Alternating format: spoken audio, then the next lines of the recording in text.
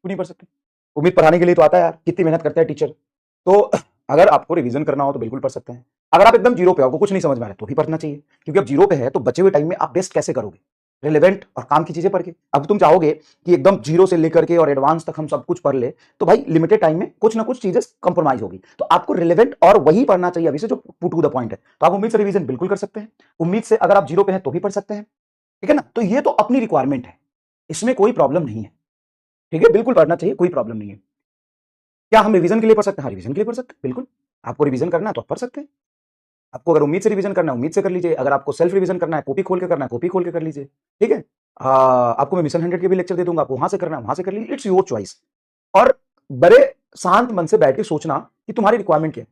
बहुत सारे बच्चे भी जीरो पे होंगे, बहुत होंगे, ऐसा नहीं है। अब तुम सोच रहे हो अरे सर हम तो इतने दिन से मेहनत कर रहे हैं, तब हमको इतना दिक्कत आ रहा है, क्योंकि तुम जानते हो कि कंटेंट क्या होता है। तुम्हें पता है कितना मेहनत करना होता है, तुम्हें पता है कि बहुत पढ़ने के बाद भी क्वेश्चन सॉल्व नहीं होते हैं, प्रैक्टिस करनी पड़ती है। तुम्हें पता है पढ़ने के बाद भी रिवीजन की जरूरत पड़ती है एग्जाम में जाने से पहले। तुमने पढ़ा है तो तुम्हें पता है। बहुत लोग नहीं पढ़े हैं, तो उनको अब पूरा पढ़ना तो संभव है ना, लेकिन कुछ ना करने से तो हमेशा अच्छा होता है कुछ करना। कुछ ना करने से हमेशा अच्छा होता है कुछ करना। और कुछ करोगे तो क्या करोगे? तो करोगे, पढ़ोगे और क्या करोगे?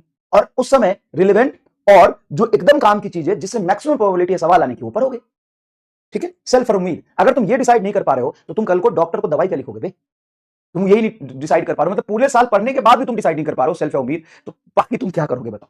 ठीक है? तो अपनी रिक्वायरमेंट के हिसाब से चीजें देख लीजिए। मेरा है ये कि आपको खुद ही समझना पड़ेगा, आप छोटे बच्चे नहीं है।